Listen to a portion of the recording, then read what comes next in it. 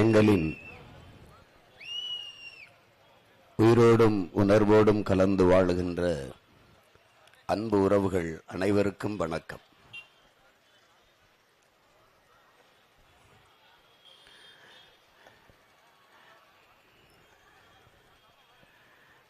நீண்ட காலமாக நம் நிலத்தை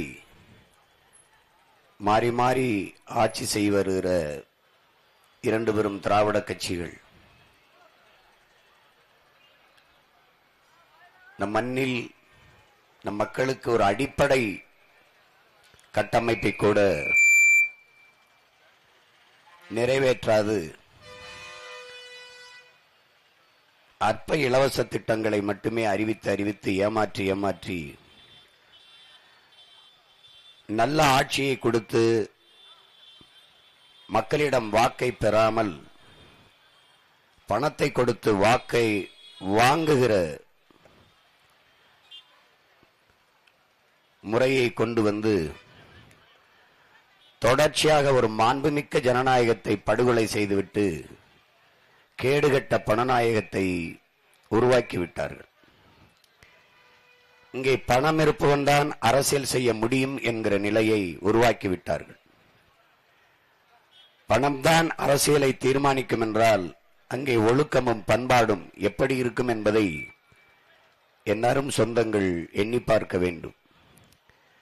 பணம் இருப்பவன் தான் அரசியல் செய்ய முடியும் என்கிற நிலை இருக்குமானால் அங்கே முதலாளிகளுக்கான அதிகாரம்தான் கட்டமைக்கப்படும்.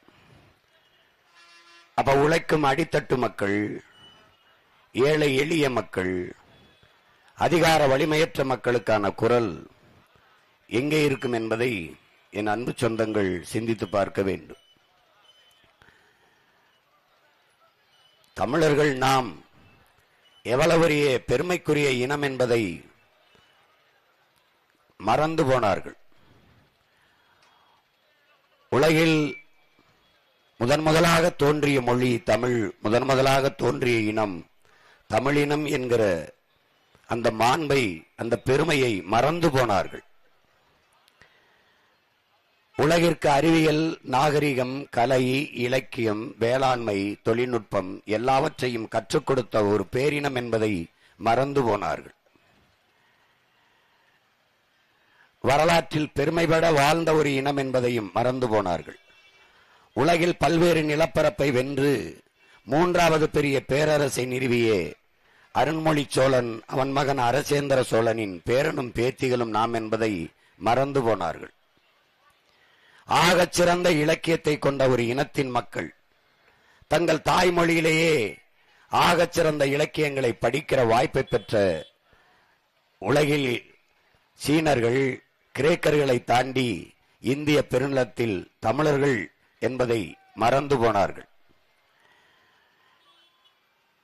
நம்முடைய பாட்டன் சீவக சிந்தாமணியிலே திருத்தக்க தேவர் சோரை ஆக்கி வைத்துவிட்டு கணவனும் மனைவியும் வாசலிலே நின்று போவோர் வருவோரையெல்லாம் எங்கள் வீட்டில் வந்து விருந்து சாப்பிட்டு ஓய்வெடுத்து செல்லுங்கள், போகும்போது வெறுங்கையோடு போக வேண்டாம், பொன்னும் மணியும் பட்டாடைகளும் அள்ளி தருகிறோம் என்று எல்லோரையும் வரவேற்று விருந்து படைத்து உபசரித்த ஒரு இனத்தின் மக்கள் என்பதை பதிவு செய்கிறார். சோறு வடித்த தண்ணீர் ஆறாக ஓடியது என்கிறார்கள். சிப்பியிலிருந்துதான் முத்தெடுப்பார்கள், கரும்பின் கண்ணலின் மொழியிலிருந்து முத்தெடுத்தார்கள் தமிழர்கள் என்கிறார்கள். உலகில் கடல் பல கடந்து பல்வேறு நாடுகளுக்கு வாணிகம் செய்து மிகப்பெரிய செல்வத்தை குவித்த ஒரு இனத்தின் மக்கள் இன்று என்ன நிலையில் இருக்கிறார்கள், எப்படி வாழ்கிறார்கள் என்பதை பாருங்கள். ஜப்பானிய மொழியியல் ஆய்வறிஞர் சுசுமுகோனோ எங்கள் நாட்டிற்கு 2000 ஆண்டுகளுக்கு முன்பு வேளாண்மை செய்வது எப்படி என்று கற்றுக் கொடுக்க தமிழர்கள் வந்தார்கள். அவர்களுடைய மொழியில் இருந்து எங்கள் மொழியை செழுமைப்படுத்திக் கொண்டோம். அவர்கள் மொழியில் இருந்த கலை சொற்கள், உயிர் சொற்கள், வேர்ச்சொற்களை எடுத்து எங்கள் மொழியை செழுமைப்படுத்திக் கொண்டோம் என்கிறார்கள். 2000 ஆண்டுகளுக்கு முன்பு உலகத்திற்கு வேளாண்மை எப்படி செய்வது என்று கற்றுக் கொடுத்த ஒரு இனம் இன்றைக்கு வேளாண்மை செய்ய முடியாது. வேளாண்குடி மக்கள் கடனாளியாகி வாழ முடியாமல் தற்கொலை செய்கிற நிலைக்கு தள்ளப்பட்டு இருக்கிறார்கள் என்றால் எவ்வளவு துயரம் தோய்ந்த ஒரு கொடுமை இந்த நிலத்தில் நிகழ்கிறது என்பதை என் அன்பு சொந்தங்கள் சிந்தித்து பார்க்க வேண்டும். எண்ணற்ற துயர துன்பங்களை தூக்கிச் சுமக்கிற என் மக்கள், இது எப்போது விடியும், இந்த கொடுமை எப்போது முடியும் என்று ஏங்கி நிற்கிற மக்களின் கூட்டத்தில் இருந்து அவர்களோட பசித்து கிடந்து அவர்கள் கண்ணீரோடு நாங்களும் கரைந்து அவர்கள் துன்பங்களை தோய்ந்து என்ன செய்வது வழியே இல்லை என்று புலம்பிக் கொண்டிருந்த எங்கள் பெற்றோர்களுக்கு இடையே இருந்து நாங்களே ஒரு வழியாக மாறி வருகிறோம். என் அன்பு சொந்தங்களே, என் அருமை தம்பி தங்கைகளே, நாங்கள் முன்வைக்கிற அரசியலை கொஞ்சம் கூர்ந்து கவனித்து பாருங்கள். மற்றவர்கள் முன்வைக்கிற கருத்துகள் என்ன? அவர்கள் காசை முன்வைத்து அரசியல் செய்கிறார்கள். நாங்கள் ஆகச்சிறந்த கருத்தை, கோட்பாட்டை, கொள்கையை முன்வைத்து அரசியல் செய்கிறோம். அவர்கள் இலவசங்களை முன்வைக்கிறார்கள். நாங்கள் இலவசம் என்பது தன்மான இழப்பு, அது வளர்ச்சி திட்டம் அல்ல, ஒரு வீழ்ச்சி திட்டம். அதை பெற வேண்டிய ஏழ்மை வறுமை நிலையில் இல்லாத என் மக்களின் வாழ்க்கை தரத்தை உயர்த்துவோம் என்று நாங்கள் நிற்கிறோம். ஒவ்வொன்றிலும் நாங்கள் எப்படி முரண்பட்டு மாறுபட்டு நிற்கிறோம் என்பதை பாருங்கள்.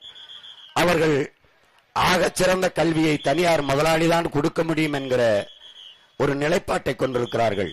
அரசு பள்ளி கல்லூரியில் தரம் குறைந்திருப்பதை நீங்கள் பார்க்கிறீர்கள். அரசு பள்ளி கல்லூரிகளில் படிக்கிற ஆசிரியர் பெருமக்கள், வேலை செய்கிற ஆசிரியர் பெருமக்களின் பிள்ளைகள் கூட அரசு பள்ளி கல்லூரிகளில் படிப்பதில்லை. கல்வித்துறை அமைச்சர்கள் பிள்ளைகள் கூட அரசு பள்ளியில் படிப்பதில்லை. மாமன்ற உறுப்பினர், சட்டமன்ற உறுப்பினர் அல்லது பாராளுமன்ற உறுப்பினர் யார் பிள்ளைகளும் அரசு பள்ளி கல்லூரியில் படிப்பதில்லை. காரணம் என்ன? தரமில்லை. ஏன் தரமில்லை? எதனால் தரமில்லை? ஒரு தனிப்பட்ட ஒரு முதலாளி தரமாக கல்வியை கொடுத்த முடியும் என்றால் 8 கோடி மக்களால் உருவாக்கப்பட்ட ஒரு அரசால் சிறந்த கல்வியை தன் நாட்டு மக்களுக்கு கொடுக்க முடியாதா என்ற கேள்வியை என் அன்பு சொந்தங்கள் எழுப்பி பார்க்க வேண்டும். நாங்கள் உலக தரத்திற்கு ஆகச்சிறந்த கல்வியை, உலகிலே கல்வியிலே தலை சிறந்த நாடாக பின்லாந்து, 2வது நாடாக தென்கொரியா, 3வது நாடாக சிங்கப்பூர், நம் மாநிலத்தில் ஒரு மாவட்ட அளவு, ஒரு தருமபுரி, இந்த மாவட்ட அளவு கூட இல்லாத சிங்கப்பூர் உலக தரத்திலே 3வது இடத்தில் இருக்கிறது என்றால் இவ்வளவு பெரிய நாடு ஏன் அந்த தரத்திற்கு தன் நாட்டு பிள்ளைகளுக்கு கல்வியை கொடுக்க முடியாது என்ற கேள்வியை எண்ணரும் மக்கள் எழுப்பி பார்க்க வேண்டும். இந்த நாடுகளை எல்லாம் முந்திக் கொண்டு ஆகச்சிறந்த கல்வி தரத்தை என் நாட்டு பிள்ளைகளுக்கு, எதிர்கால அன்பு செல்வங்களுக்கு நாங்கள் கொடுப்போம் என்கிற உறுதியோடு தான் இந்த களத்திலே நிற்கிறோம். ஒரு நாட்டின் அடிப்படை தேவை எது? ஒரு நாட்டு குடிகளுக்கு கொடுக்க வேண்டிய அத்தியாவசிய அடிப்படை தேவை எது? கல்வி, அறிவை வளர்க்கும் கல்வி. தொற்றனை தூரும் மணற்கேணி மாந்தற்கு கற்றனை தூரும் அறிவு என்கிறார் வள்ளுவ பெருமகனார். கற்றவருக்கு சென்ற இடமெல்லாம் சிறப்பு என்கிறார். ஒரு மன்னனுக்கு, அந்த நாட்டை ஆளுகிற மன்னனுக்கு அந்த நாட்டில் மட்டும்தான் செல்வாக்கு இருக்கும். ஆனால் கற்றவனுக்கு உலகில் எந்த நாட்டிலும் செல்வாக்கு இருக்கும், பெருமை இருக்கும், மதிப்பு இருக்கும் என்கிறார். அப்படி ஆகச் சிறந்த வளமான அறிவு வளத்தை தன் நாட்டு குடிகளுக்கு அரசு கொடுக்க வேண்டும். ஏனென்றால் கல்வி மானுட உரிமை, அதை கொடுக்க வேண்டியது அரசின் கடமை. உயிர்காக்கும் மருத்துவம் ஒரு மகத்தான சேவை, அது என் மக்களுக்கு தேவை என்ற நிலையில் தன் நாட்டு குடிகளுக்கு 1 ரூபாயிலிருந்து 1 கோடி மருத்துவம் வரைக்கும் தரமான மருத்துவத்தை தன் நாட்டு மக்களுக்கு கொடுக்க வேண்டும். நாட்டின் முதல் குடிமகன் ஜனாதிபதிக்கு என்ன மருத்துவம் கிடைக்கிறதோ அது கடைகோடி மகனுக்கும் கிடைக்க வேண்டும். தர்மபுரியிலே, பாப்பிரெட்டிப்பட்டியிலே, பெண்ணாகரத்திலே இருக்கிற ஒரு சாதாரண ஒரு குடிமகனுக்கும், பச்சை குழந்தைக்கும், பாட்டிக்கும் அந்த தரத்திற்கு மருத்துவம் கிடைக்க வைப்பதுதான் சரியான ஜனநாயகம், முழுமையான மக்களாட்சி. அதைத்தான் உங்கள் பிள்ளைகள் கொடுக்க வேண்டும் என்று நினைக்கிறோம். இது ஒரு அடிப்படை தேவை, அடிப்படை கட்டமைப்பு. பிறகு மின்சாரம் இல்லாது எந்த இயக்கமும் இல்லை. அந்த மின்சார உற்பத்தியில் தன்னிறைவடைந்து தடையற்ற மின்சாரத்தை தன் நாட்டு குடிகளுக்கு கொடுக்க வேண்டும். 60 ஆண்டுகளாக மாறி மாறி ஆட்சி செய்த இந்த ஆட்சியாளர்கள் இந்த கல்வியின் தரத்தை, மருத்துவ தரத்தை உயர்த்தியிருக்கிறார்களா என்று என் முன்னே கூடியிருக்கிற அறிவார்ந்த தமிழ் சொந்தங்கள் சிந்திச்சு பார்க்கணும். முதலமைச்சருக்கு உடல்நிலை சரியில்லை என்றால் அப்பலோவில் படுத்து மருத்துவம் செய்கிறார், அல்லது எம்ஜி ராமச்சந்திராவில் படுத்து மருத்துவம் செய்கிறார், அல்லது காவேரியில் படுத்து மருத்துவம் செய்கிறார். அப்ப அரசு மருத்துவமனை என்னானது? அவர்களே நடத்துகிற அரசு மருத்துவமனை என்னானது? தரமில்லை. ஏன்? தரங்கட்டவர்கள் கையிலேயே நீங்கள் 60 ஆண்டுகளாக ஆட்சி அதிகாரத்தை கொடுத்ததால் தரமில்லாமல் போனது. ஒரு தனியார் முதலாளியிடம் ஒரு அரசு தோற்று போனால் அந்த அரசு எவ்வளவு கையாலாகாத அரசு, அதை அரசு என்று சொல்வதா தரிசு என்று சொல்வதா என்று அறிவு சமூகம் சிந்தித்து பார்க்க வேண்டும். உலக உயிர்களின் உயிர் தேவையா இருக்கிறது நீர். தண்ணீர் தவிச்ச வாய்க்கு தன் நாட்டு குடிகளுக்கு தண்ணீர் கொடுக்க முடியாத அரசு அதை எப்படி அரசு என்று கருதுகிறீர்கள்? எல்லாவற்றையும் இலவசமாக கொடுக்கிறது. Mixie, grinder, laptop, cycle, fridge, TV, அரிசி, பருப்பு, அண்டா, குண்டா எல்லாம் கொடுக்கிற இந்த அரசு தண்ணீரையே, தரமான தண்ணீரை தன் நாட்டு குடிகளுக்கு தர முடியவில்லை என்பதை என் அன்பு சொந்தங்கள் சிந்தித்து பார்க்க வேண்டும். ஏன் தர முடியாது? எல்லாவற்றையும் இலவசம் தந்த அம்மையார் ஜெயலலிதா அவர்கள் தண்ணீரை 10 ரூபாய்க்கு வித்தார்கள். ஒரு 30,000 பெருமானம் உள்ள லேப்டாப்பை, மடிக்கணினியை இலவசமாக கொடுத்தார்கள். மிக்சியை கொடுத்தார்கள், கிரைண்டரை கொடுத்தார்கள். ஆனால் தண்ணீரை 10 ரூபாய்க்கு வித்தார்கள். ஏன்? தண்ணீரை இலவசமாக கொடுத்தால் தண்ணீரை விற்கிற முதலாளியின் லாபம் பாதிக்கப்படும். அவன் பாதிக்கப்பட்டால் அதனிடமிருந்து தங்களுக்கு வருகிற கமிஷன் பாதிக்கப்படும். ஏன் பள்ளி கல்லூரியின் தரம் உயர்த்தப்படவில்லை? தனியார் பள்ளி கல்லூரிகளின் தரமாக இருக்க காரணம் என்ன? ஆட்சியாளர்கள் தான் பள்ளி கல்லூரிகளை நடத்துகிறார்கள். அரசு பள்ளி கல்லூரிக்கு பிள்ளைகள் வந்துவிட்டால் தனியார் பள்ளிக்கு வருகிற வருவாய் குறைந்துவிடும். அரசு மருத்துவமனை தரமாக இருந்துவிட்டால் தனியார் மருத்துவமனைக்கு வருகிற வருவாய் குறைந்துவிடும். லாபம் ஈட்டுகிற தொழிலாக எது ஒன்று சேவை, கல்வி சேவை, மருத்துவம் சேவை, மின் உற்பத்தி விநியோகம் சேவை, போக்குவரத்து, சாலை போடுதல், பராமரித்தல், போக்குவரத்து நடத்துதல் சேவை, குடிநீர் விநியோகம் சேவை, இது எல்லாவற்றையும் தனியாருக்கு கொடுத்துவிட்டு அரசு சாராய கடையை மட்டும் வைத்து நடத்துகிறது என்பது எவ்வளவு பெரிய கொடுமை என்பதை என் அன்பு தமிழ் சொந்தங்கள், அறிவார்ந்த பெருமக்கள், என்னிலும் இளைய என் தம்பி தங்கைகள் சிந்தித்து பார்க்க வேண்டும். இந்த நிலையிலிருந்து மாற்ற வேண்டும். ஒரு நல்ல ஆட்சியை, தூய ஆட்சியை, உலகம் போற்றக்கூடிய தமிழர் அறம் சார்ந்த ஆட்சியை, அரசியர் பிழைத்தோர்க்கு அறம் கூற்றாகும் என்கிறது சிலப்பதிகாரம். குடிதலி கோலோச்சு மாநில மன்னன் அடிதொலி நிற்கும் உலகு என்கிறது நம்முடைய வள்ளுவ பெருமகனார் தந்தறிய மறைமொழி திருக்குறள். முறை செய்து காப்பாற்றும் மன்னவன் மக்களுக்கு இறை என்று வைக்கப்படும் என்கிறது. அப்படி உருவசையும் ஓவா பிணியும் செருவகையும் சேராது எழுவது நாடு என்கிறது. புதிதாக எது ஒன்றையும் நாம் வகுத்துக் கொள்ள வேண்டியது இல்லை. பல ஆயிரம் ஆண்டுகளுக்கு முன்பே நம்முடைய முன்னவர்கள் ஒரு ஆட்சி எப்படி இருக்க வேண்டும் என்பதை வகுத்து நமக்கு தந்துவிட்டு சென்றிருக்கிறார்கள். அந்த பாதையில் பயணித்து ஒரு நல்ல ஆட்சியை நம் நாட்டு மக்களுக்கு கொடுக்க முடியும், கொடுக்க வேண்டும் என்கிற பெரும் கனவோடும் இயக்கத்தோடும் நோக்கத்தோடும் தான் உங்கள் பிள்ளைகள் இந்த களத்திலே நிற்கிறோம். நாங்கள் வாக்குக்கு காசு தர மாட்டோம், ஆனால் ஆகச் சிறந்த வாழ்க்கையை என் நாட்டு மக்களுக்கு கொடுப்போம். சிறந்த கல்வியை கொடுப்போம், கல்விக்கேற்ற வேலையை கொடுப்போம், வேலைக்கேற்ற சம்பளத்தை கொடுப்போம், அதை கொண்டு வாழ்கிற பெருமைமிக்க வாழ்வை கொடுப்போம். இதுதான் எங்களுடைய திட்டம். நாங்கள் கல்வியை தரமாக தருவோம், சரியாக தருவோம், சமமாக தருவோம், இலவசமாக கட்டணமின்றி. மருத்துவத்தை உலக தரத்திற்கு தருவோம். உலக நாடுகளெல்லாம் தமிழ்நாட்டில் சென்று மருத்துவம் செய்து கொள்ள வேண்டும் என்று இயங்குகிற அளவிற்கு தரம் உயர்த்தி சரியாக சமமாக கட்டணமின்றி தருவோம். தூய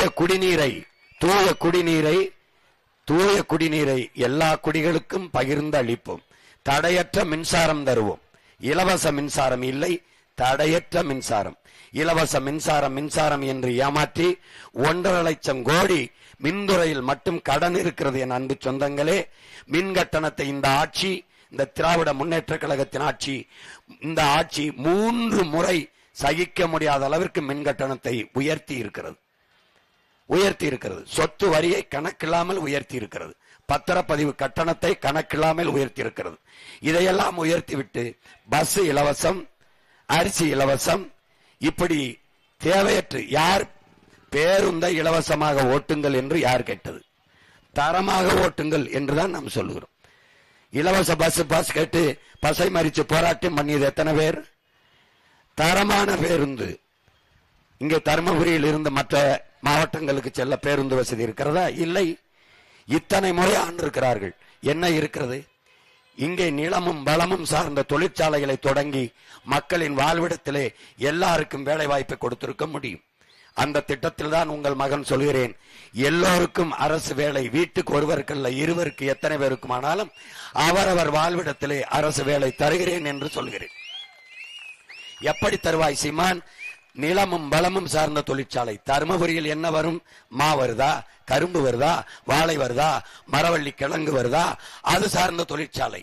மா என்றால் மாவிலே மாவை எடுத்து அதை மாம்பழத்தை எடுத்து அதை குளிரூட்டி கிடங்கள் வச்சு சேமித்து மாங்காயில் இருந்து ஊறுகாய், மாம்பழத்தை மதிப்பு கூட்டி அதிலிருந்து பல்வேறு மதிப்பு கூட்டு பொருள்களை செய்து அதன் மூலம் சந்தைப்படுத்தி வருவாய் ஈட்டுவது, தொழில் வளர்ச்சியை பெருக்கி மக்களுக்கு வேலை வாய்ப்பை கொடுப்பது, சிறு குறு தானியங்கள், நம்முடைய பாரம்பரிய பயிர் வகைகள், கம்பு, வரகு, சாமை, திணை, குதிராவளி, சோளம், இதை பயிரிடுகிற இந்த உணவுப் பொருட்களை வாங்கி சேமிப்பு கிடங்குகளில் அறிவார்ந்த என் சொந்தங்கள் சிந்தியுங்கள். டாஸ்மார்க் சரக்கை சேமிக்குவதில் காட்டுவதில் முனைப்பை வேளாண்குடி மக்கள் விளைய வைக்கிற விளைபொருளை சேமித்து வைப்பதற்கு பாதுகாப்பான சேமிப்பு கிடங்கு எந்த மாவட்ட தலைநகரிலேயாவது இந்த 60 ஆண்டுகள் மாறி மாறி ஆண்ட இந்த ஆட்சியாளர்கள் சேமித்து வைத்திருக்கிறார்களா என்று பாருங்கள். கட்டி வைத்திருக்கிறார்களா என்று பாருங்கள். இலவசமாக பிரிட்ஜ் தருகிறேன் என்று சொல்கிறார்கள், காய்கறியை உள்ளே வைத்து பாதுகாக்க. ஆனால் விளைய வச்ச வேளாண்குடி மகன் விளைய வைக்கிற நெல்லு, காய்கறி இவற்றை சேமித்து பாதுகாப்பாக வைக்க சேமிப்பு கிடங்கு இருக்கிறதா என்பதை, குளிரூட்டப்பட்ட கிடங்கு இருக்கிறதா என்பதை அறிவு சமூகம் சிந்தித்து பார்க்க வேண்டும். காலங்காலமாக ஏமாற்றி தொடர்ந்து மக்களிடத்தில் வாக்கை பறித்து பசப்பு, இனிப்பு, கசப்பு இந்த கவர்ச்சி வார்த்தைகளை சொல்லி சொல்லி நம்மை ஏமாற்றி வாக்கை பறித்து தொடர்ச்சியாக ஆட்சி அதிகாரத்தில் இருந்து வருகிறார்கள். இந்த நிலையிலிருந்து மாற்றி எப்படியாவது இந்த மண்ணில் ஒரு நல்ல ஆட்சியை மலரச் செய்ய வேண்டும் என்கிற ஒரு பெருங்கனவோடு, ஒரு புனித கனவோடு உங்கள் பிள்ளைகள் இந்த களத்திலே நிற்கிறோம். எளிய பிள்ளைகள், எங்களுக்கு உங்கள் மதிப்புமிக்க வாக்கை தந்து வெற்றி பெற செய்யுங்கள். எங்களின் வெற்றி என்பது ஒரு கட்சியின் வெற்றி என்று கருதாதீர்கள். நாம் தமிழர் என்பது கட்சியின் பெயர் அல்ல, நாங்கள் பிறந்த பெருமைமிக்க இனத்தின் அடையாளம் என்பதை என் அன்பு சொந்தங்கள் புரிந்து கொள்ள வேண்டும். மற்ற கட்சிகள் திமுகவோ அதிமுகவோ வெல்வதென்பது வழக்கம் போல ஒரு செய்தி, ஒரு நிகழ்வு. உங்கள் பிள்ளைகள் நாங்கள் வெல்வதென்பது சரித்திரத்தில் மாபெரும் புரட்சி என்பதை புரிந்து கொள்ளுங்கள். வாக்குக்கு பணம் கொடுக்கிறவன், ஓட்டுக்கு காசு கொடுக்கிறவன் தான் வெல்ல முடியும் என்கிற நிலையை மாற்றி மக்களுக்கு உண்மையும் நேர்மையுமாக சேவை செய்ய வேண்டும் என்ற மனம் இருக்கவனும் வெல்ல முடியும் என்பதை உங்கள் பிள்ளைகள் நிரூபித்தார்கள் என்ற வரலாற்று பதிவு வர வேண்டும். நீங்கள் மாண்புமிக்கவர்கள், என் மக்கள் ஆகச் சிறந்தவர்கள், எளிய பிள்ளைகள். நாங்கள் வாக்குக்கு 1 ரூபாய் கொடுக்கவில்லை, ஆனால் தொடர்ந்து வளர்ந்து வருகிறோம். இந்திய நாட்டை யார் ஆள்வது என்பதில் உங்கள் மகன் போட்டியாளர் இல்லை. ஐயா நரேந்திர மோடியும் இந்த பக்கம் காங்கிரஸ் கட்சியில் ஒருவரும் தான் பிரதம வேட்பாளராக நின்றார்கள். பெரும் கூட்டணியை வைத்து இந்த கூட்டணிக்கு இடையில் எளிய மகன் என்னை தேடி என்னுடைய 3வது நாளாவது பெட்டியில் இந்த மைக் சின்னத்தை தேடி 36 லட்சம் வாக்கை போட்டு 3வது பெரிய கட்சியாக மாற்றி தனித்து அங்கீகாரம் பெற்ற ஒரு அரசியல் கட்சியாக நீங்கள் மாற்றி இருக்கிறீர்கள் என்றால் மகத்தானவர்கள். இப்போது தமிழ்நாட்டை யார் ஆள்வது என்பதில் 4 பேர் எடுத்து வைக்கிற கருத்தில் எந்த மகன் எடுத்து வைக்கிற கருத்து சரியாக இருக்கு? யாரிடத்தில் நாடும் மக்களும் இருந்தால் பத்திரமாக, பாதுகாப்பாக, சரியாக, சமமாக, வளமாக வாழ முடியும் என்பது உங்களுக்கு அறியாததல்ல. எல்லோரும் சொல்வதை கேளுங்கள். உங்கள் பிள்ளைகள் நாங்கள் சொல்வதையும் கேளுங்கள். எப்போதும் நீங்கள் நல்லதைத்தான் செய்வீர்கள், சரியானதைத்தான் செய்வீர்கள். மகனுக்கு பொண்ணு பார்க்க போகும்போது நல்ல பெண்ணாக இருக்க வேண்டும் என்பீர்கள். பெண்ணுக்கு மாப்பிள்ளை தேடினால் நல்ல பையனாக இருக்க வேண்டும் என்று தேடுவீர்கள். சாப்பிட போனால் நல்ல சுவையாக உணவு இருக்க வேண்டும் என்று தேடுவீர்கள். நகை கடைக்கு போனால் நல்ல வடிவத்தில் நகை இருக்க வேண்டும் என்று எண்ணுவீர்கள். உடை எடுக்க போனால் தரமான நல்ல உடை இருக்க வேண்டும் என்று தேடுவீர்கள். எல்லாத்தையும் தேடுகிற நீங்கள் எது இந்த நாட்டின் எதிர்காலத்திற்கு சரியான அரசியல், எந்த கட்சி வென்றால் நாடு நன்றாக இருக்கும் என்பதை தேடி சரியானதை தேர்வு செய்வீர்கள் என்று நான் நம்புகிறேன். என் அன்பு சொந்தங்களே, அருமை பெருமக்களே, பன்னெடுங்காலமாக தாழ்ந்து வீழ்ந்து கிடக்கிற தமிழ் பெருங்குடி மக்கள் உரிமை பெற்று பெருமையோடு உலகத்தில் சிறந்து வாழ வேண்டும் என்றால் தூய தமிழர் அரசு மலர வேண்டும். அதனால் இந்த 5க்கும் 10க்கும் அரிசிக்கும் பருப்புக்கும் வேட்டிக்கும் சேலைக்கும் இலவசத்திற்கும் கையேந்தி நிற்கிற இந்த தன்மான நிலையில், தன்மானம் இழக்கிற இந்த நிலையிலிருந்து தலை நிமிர்ந்து தன்மானத்தோட வாழ்கிற ஒரு நிலையை உருவாக்க எளிய பிள்ளைகள், உங்கள் பிள்ளைகள் எங்களுக்கு வாக்கு தந்து வெற்றி பெற செய்யுங்கள். நீங்கள் விவசாய சின்னத்திற்கு வாக்களிப்பதன் மூலம் ஒரு வரலாற்றில் பெரும் புரட்சியை ஏற்படுத்த முடியும். உணவு இல்லை என்றால் உழவு இல்லை என்றால் உலகு உணவு இல்லை, உணவு இல்லை என்றால் உயிர்கள் இல்லை, உயிர்கள் இல்லை என்றால் உலகம் இல்லை. உழவை மீட்போம், உலகை காப்போம். நமது சின்னம் விவசாயி. விவசாய சின்னத்திற்கு வாக்களிப்போம். வருங்கால தலைமுறைக்கு வாழ்வளிப்போம் என்கிற உறுதியை ஏற்போம். இங்கே பெண்ணாகரம் சட்டமன்ற தொகுதியிலே போட்டியிடுகிற என் உயிர் தங்கை பழனியம்மாள் அவர்களுக்கு நீங்கள் விவசாய சின்னத்தில் வாக்கு செலுத்த வேண்டும். இங்கே பாலக்கோடு சட்டமன்ற தொகுதியிலே போட்டியிடுகிற என் ஆறுயிர் தம்பி பொறியாளர் பூபதி அவர்களுக்கு நீங்கள் விவசாய சின்னத்திலே வாக்கு செலுத்த வேண்டும். அமெரிக்காவில் வேலை செய்து கொண்டிருந்த என் தம்பி, அமெரிக்காவில் வேலையை அப்புறம் செய்யலாம், அன்னை தமிழ்நிலத்தில் நல்ல அரசியலை முதலில் செய்வோம். அமெரிக்காவில் இருக்கிற அடிப்படை கட்டமைப்பை அன்னை தமிழ்நிலத்தில் செய்ய வேண்டும். பசியில்லாத ஒரு நாடாக தன் தாய் நிலத்தை தமிழ்நாட்டை மாற்ற வேண்டும். வேலை இல்லை என்ற நிலை இருக்கக்கூடாது. இன்னொரு தேசத்தில் போய் வேலை செய்கிற நிலை இல்லாமல் தாய் நிலத்திலேயே எல்லோருக்கும் வேலை கிடைக்கிற வாய்ப்பை ஏற்படுத்த வேண்டும் என்கிற உயர்ந்த நோக்கோடு களத்திற்கு வந்தவன் என் உயிர் தம்பி பூபதி. என் அன்பு தம்பி பூபதி அவர்களுக்கும் என் ஆறுயிர் தங்கை பழனியம்மாள் அவர்களுக்கும் விவசாய சின்னத்திலே வாக்கு செலுத்தி வெற்றி பெற செய்யுங்கள். புரட்சி எப்போதும் வெல்லும். உங்கள் பிள்ளைகள் எங்களின் வெற்றி அதை சொல்லும். எங்கள் இலக்கு ஒன்றுதான், இனத்தின் விடுதலை. இனம் ஒன்றாவோம், இலக்கை வென்றாவோம். தமிழ் தாய் வாழ்க, தலைவர் பிரபாகரன் வாழ்க. நாம் தமிழர். நன்றி, வணக்கம்.